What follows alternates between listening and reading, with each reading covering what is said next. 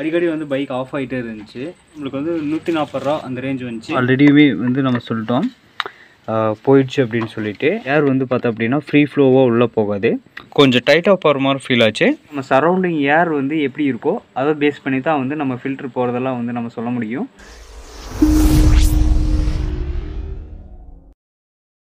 Hello வணக்கம் நண்பா, இது உங்கள் லோகநாதன். இன்றைக்கி நம்ம இந்த வீடியோவில் வந்து பார்த்தோம் அப்படின்னா லாஸ்ட்டாக வந்து ஒரு ஏர் ஃபில்ட்ரு வந்து நம்ம கழட்டி செக் பண்ணிவிட்டு நான் வந்து போயிடுச்சுன்னு சொல்லியிருந்தோம். ஒரு கிட்டத்தட்ட வந்து பார்த்தோம் அப்படின்னா ஒரு 7 டேஸ் பக்கமாகிடுச்சு. நம்ம எதுக்காக இவ்வளோ நாள் வெயிட் பண்ணோம் அப்படின்னா, நம்ம வந்து ஒரிஜினல் ஸ்பேர் கிடைக்குமா அப்படிங்கிறதுக்காக இவ்வளோ நாள் வெயிட் பண்ணோம். பட் இப்போ என்னாச்சு அப்படின்னா, நமக்கு வந்து ஒரிஜினல் ஸ்பேர் வந்து ரீசெண்டாக வந்து கிடைக்கல. பட் நம்ம வந்து அப்படியே ஓட்டிகிட்டு இருக்க முடியாது, அடிக்கடி வந்து பைக் ஆஃப் ஆகிட்டே இருந்துச்சு. ஸோ மைலேஜும் கொஞ்சம் லைட்டாக ட்ராப் ஆகிற மாதிரி தான் ஃபீல் ஆகுது. நம்ம வந்து இன்கேஸ் வந்து ஏர் ஃபில்ட்ரு ஒரு காரணமாக இருக்குமோ அப்படிங்கிற ஒரு டவுட் இருந்துக்கிட்டே இருந்துச்சு. சரி ஓகே அப்படின்னு சொல்லிட்டு லோக்கலில் வந்து பார்த்தோம் அப்படின்னா ஒரு பிராண்ட் ஒன்று விற்றாங்க, ராக்கி அப்படின்னு சொல்லிட்டு. இது வந்து லோக்கல் பிராண்டு. ஸோ இந்த ஏர் ஃபில்ட்ரு வந்து பார்த்தோம் அப்படின்னா லோக்கல் பிராண்டுங்கிறனால நம்மளுக்கு வந்து ₹140 அந்த ரேஞ்ச் வந்துச்சு. ஸோ நம்ம வந்து வாங்கிட்டு வந்திருக்கோம். ஸோ இதுதான் பாருங்க, இது வந்து லோக்கல் பிராண்டு தான். பிராண்டு ஒன்றும் பிரச்சனை இல்லை, நம்மளுக்கு ஃபில்டர் நல்லா தான் இருக்குது. நான் செக் பண்ணி பார்த்தேன், ஓகே தான்.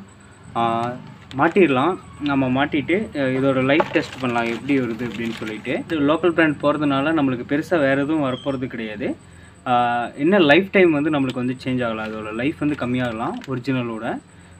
அதர்வைஸ் வந்து பார்த்தோம் அப்படின்னா நம்மளுக்கு கரெக்டாக அதில் வந்து ஹோல்ஸ் வந்து ஃபிட் ஆகிடுச்சு அப்படின்னா நம்மளுக்கு அது வந்து போதும். இந்த பழைய ஃபில்டரை கழட்டிட்டு இந்த ஃபில்டரை வந்து நம்ம இன்ஸ்டால் பண்ணலாம்.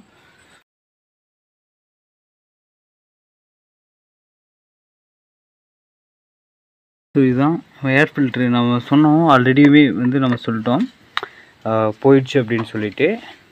எல்லாம் ஒன்றோட ஒன்று வந்து அப்படியே ஒட்டிடுச்சு, அந்த லெவலில் தான் இருக்குது. ஏர் வந்து பார்த்தா அப்படின்னா ஃப்ரீ ஃப்ளோவாக உள்ளே போகாது. ஸோ இதோட ஒர்க் என்ன அப்படின்னா, நம்ம வந்து என்வாயன்மெண்ட்லேருந்து வர ஏர் வந்து இந்த வழியாக வரும். ஸோ நம்ம சீட் கடையில் ஒரு ஹோல்ஸ் மாதிரி கொடுத்துருப்பாங்க.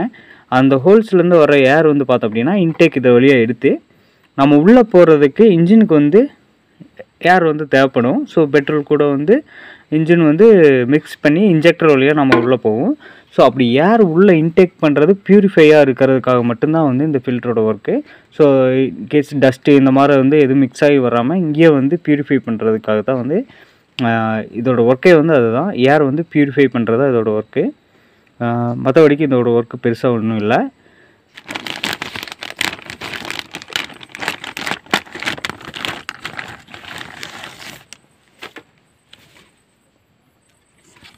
புது ஏர் ஃபில்ட்ரு பார்ப்போம். அது வந்து ஃபஸ்ட்டு வந்து ஃபிட் பண்ணி பார்ப்போம். எப்பவுமே லோக்கல் வாங்கினோம் அப்படின்னாவே நம்மளுக்கு சீட்டிங் கரெக்டாக இருக்காங்கிறத செக் பண்ணிக்கணும்.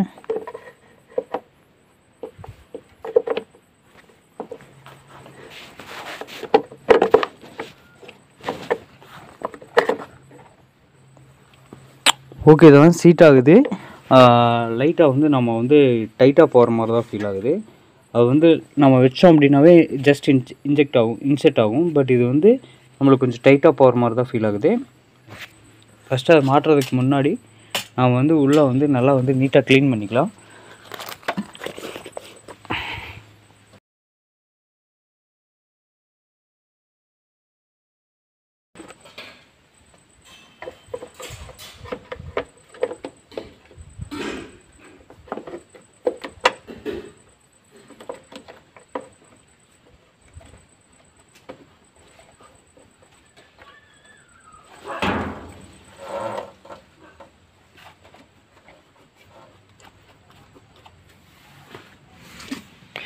அவ்வளோதான், ஃபிட் பண்ணியாச்சு. அதுக்கும் இதுக்கும் என்ன டிஃப்ரெண்ட் ஆச்சு அப்படின்னா, நம்மளுக்கு வந்து இது வந்து கொஞ்சம் டைட்டாக போகிற மாதிரி ஃபீல் ஆச்சு, அது வந்து கொஞ்சம் ஃப்ரீயாக போகிற மாதிரி ஃபீல் ஆச்சு. சைஸ் கொஞ்சம் வேரி ஆகலாம் வேணுமோ, சைஸ் லைட்டாக வேரி இருக்குது. ஸோ அந்த ஒரிஜினாலிட்டி வந்து வரல. பட் ஓகே, நம்ம வந்து டைட்டாக போனாலும் நம்மளுக்கு வந்து கேப் இல்லாமல் பிடிச்சிருச்சு, எங்கேயுமே வந்து கேப் போகல. ஸோ அந்த ஏர் வந்து டைரெக்டாக வந்து உள்ளே போக முடியாது, ஃபில்ட்ரு வழியாக தான் உள்ளே போக முடியும். அதனால் நம்மளுக்கு பிரச்சனை இல்லை.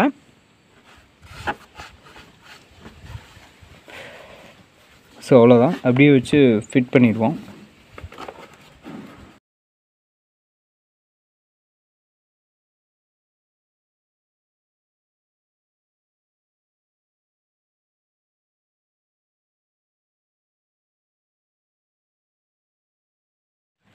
ஓகே. இப்போ வந்து பார்த்தோம் அப்படின்னா, நம்ம வந்து லோக்கல் தான் மாட்டியிருக்கோம். ஓட்டலாம் ஒரு 500 கிலோமீட்டர் ஃபர்ஸ்ட்டு ஓட்டலாம். ஓட்டிட்டு மறுபடியும் வந்து நம்ம கட்டாயமா வந்து கழட்டி பார்க்கணும். ஏன்னா வந்து எனக்கு இந்த கேப் வந்து டைட்டா போய் ஃபிட் ஆச்சு. கரெக்ட்டா வந்து அங்க ஸ்லாட் மாரி குடுத்துருப்பாங்க. அந்த கட்டில உட்காந்ததா என்னங்கிறது கரெக்ட்டா உட்காந்த மாரி தான் தெரிஞ்சுது. பட் மைன்யூட்டா கேப் இருந்துச்சு அப்படின்னா, அது வழியா கூட ஏர் உள்ள போறதுக்கு வாய்ப்பு இருக்கு. நம்ம வந்து ஒரு 500 கிலோமீட்டர் ஓட்டிட்டு, அதுக்கப்புறம் வந்து மறுபடியும் நம்ம கழட்டி செக் பண்ணி பார்க்கலாம். இன்கேஸ் வந்து அது எப்படி வந்து நம்ம ஏர் வந்து இந்த இந்த வழியா உள்ள போகுது அப்படின்னு கண்டுபிடிக்கிறது எப்படின்னா, நம்ம வெளியில இருந்து வர ஏர் ஃபில்டர் வழியா உள்ள போச்சுன்னா, நம்மளுக்கு அந்த டஸ்ட் இருக்காது. சைடுல உள்ள போச்சு அப்படின்னா, நம்மளுக்கு வந்து உள்ள வந்து டஸ்ட் மாரி ஃபார்ம் ஆகும். ஸோ அந்த மாரி டஸ்ட் மாரி ஃபார்ம் ஆச்சு அப்படின்னா, நம்ம வந்து ஃபில்டர் மாத்தியே ஆகணும். செட் ஆகல அப்படின்னு அர்த்தம். ஸோ நான் அத வந்து நான் யூஸ் பண்ணி பார்த்துட்டு, டெஸ்ட் பண்ணிட்டு நான் சொல்றேன். ஸோ நீங்க வந்து லோக்கல் மாட்டலாமா? வேணாமா? அப்படிங்கிறத வந்து அ நான் யூஸ் பண்ணி பார்த்துட்டு சொல்றேன். ஃபில்டர பத்தி வேற ஏதாச்சும் உங்களுக்கு டவுட் இருந்துச்சு அப்படின்னா, நீங்க வந்து கமெண்ட்ல கேளுங்க. நம்ம வந்து அத பத்தி டிஸ்கஸ் பண்ணலாம். நீங்களும் வந்து உங்க பைக்கோட ஃபில்டர் வந்து அடிக்கடி வந்து செக் பண்ணி பார்த்துக்குங்க. ஃபில்டர் வந்து நம்ம வந்து லைஃப் டைம் வந்து சொல்லவே முடியாது.